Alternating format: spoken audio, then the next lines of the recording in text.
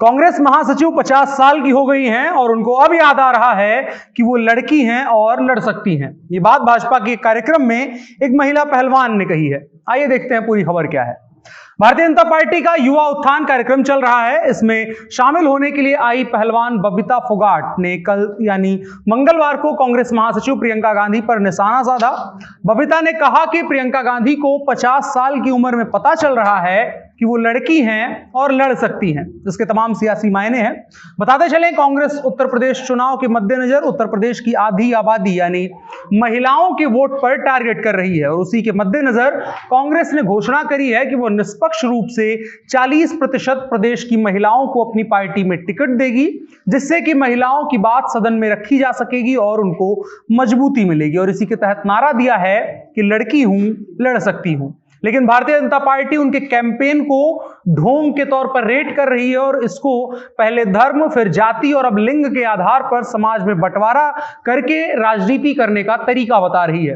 कार्यक्रम में पहुंची अंतर्राष्ट्रीय पहलवान बबीता फोगाट ने बताया कि प्रधानमंत्री नरेंद्र मोदी के नेतृत्व में खिलाड़ियों को भी सम्मान दिया जा रहा है। उत्तर प्रदेश में भी योगी आदित्यनाथ ने खिलाड़ियों का प्रोत्साहन किया है, जिससे खिलाड़ी आगे बढ़ रहे हैं, उत्साह के साथ आगे बढ़ रहे हैं और दुनिया भर में देश और प्रदेश का नाम रोशन कर रहे हैं, जबकि कांग्रेस केवल राजनीति की रोटियां सेक रही है। मंगलवार को आगरा में युवा उत्थान कार्यक्रम में शिरकत करने आई पहलवान बबीता फोगाट ने कांग्रेस और समाजवादी पार्टी पर निशाना साधा। आपको बताते चले, अंतर्राष्ट्रीय पहलवान बबीता फोगाट अपने खेल के चलते और इन पर बनी दंगल फिल्म के चलते तो प्रसिद्धि बटोरती ही हैं, लेकिन अपने बयानों के चलते भी वो खासा चर्चा में रहती हैं। बबीता ने इसी कड़ी में कहा कि कांग्रेस महासचिव प्रियंका गांधी को 50 साल की उम्र में आकर पता चल रहा है कि वो लड़की हैं और लड़ सकती हैं। ये बात सुनकर हंसी आती है। इसके आगे बबीता ने कहा कि भारतीय जनता पार्टी के राज में राम राज है। समाजवादी पार्टी की सरकार में गुंडों का राज चलता था। उन्होंने युवा उत्थान पर कहा कि भाजपा युवाओं को प्रेरित कर रही है।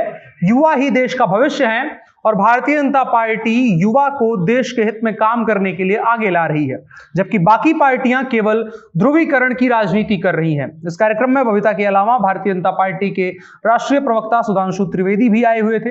इस कार्यक्रम में उन्होंने कहा कि प्रदेश में 4 साल में नया स्वरूप, विकास की नई रूपरेखा और स्वाभिमान का नया अभियान शुरू हुआ है। सुधांशु ने कहा कि केंद्र और प्रदेश की सरकारें विकास की राजनीति कर रही हैं। देश का युवा राजनीति के पुराने घिसे हुए फॉर्मूले, जिसमें जातिवाद, परिवारवाद, संप्रदायवाद था, उसे छोड़ करके राष्ट्रवाद और विकास के रास्ते पर बढ़ रहा है और उस पर बात कर रहा है। इसके अलावा सुधांशु त्रिवेदी ने कृषि कानूनों को रद्द करने पर भी बोला। सुधांशु ने कहा कि केंद्र सरकार कृषि कानूनों को रद्द करने के बाद उसको बेहतर बनाने और किसानों के हक में काम करने के लिए समिति बनाकर काम कर रही है। यह समिति फसलों के विविधीकरण, जैविक खेती और किसानों की बेहतरी कैसे की जाए, इस पर चिंतन करेगी। पूर्वांचल एक्सप्रेसवे के सवाल पर उन्होंने कहा कि अखिलेश यादव उसे अपने सरकार की उपलब्धि बता रहे हैं, जबकि उन्होंने 2016 में आचार संहिता लगने से 2 या 3 दिन पहले एक्सप्रेसवे के संबंध में ट्वीट किए थे। उसके कुछ दिन बाद यह आचार संहिता लग गई, जिसके बाद किसी भी सरकारी योजना के तहत नया कार्य शुरू नहीं हुआ। जबकि 2017 में जैसे ही बीजेपी सरकार आई और बीजेपी सरकार ने अपने ही कार्यकाल के दौरान पूर्वांचल एक्सप्रेसवे की नींव रखी और आज उसे पूरा भी कर दिया।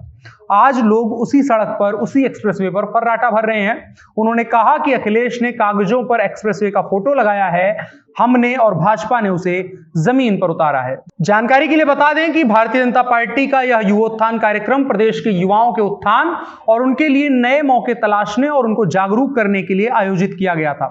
यह कार्यक्रम आगरा के डॉक्टर भीमराव अंबेडकर विश्वविद्यालय के जेपी सभागार में आयोजित किया गया है। उत्तर प्रदेश की राजनीति में तमाम घटनाक्रम तेजी से बदल रहे हैं। उनसे जुड़ी जो भी खबरें होंगी उसे हम लगातार आपको बताते रहेंगे। लगातार जनता जंक्शन के साथ जुड़े रहें। मेरा नाम अनुराग मिश्रा है, आप जनता जंक्शन देख रहे हैं। कैमरे पर मेरे साथ ओम प्रकाश हैं। शुक्रिया।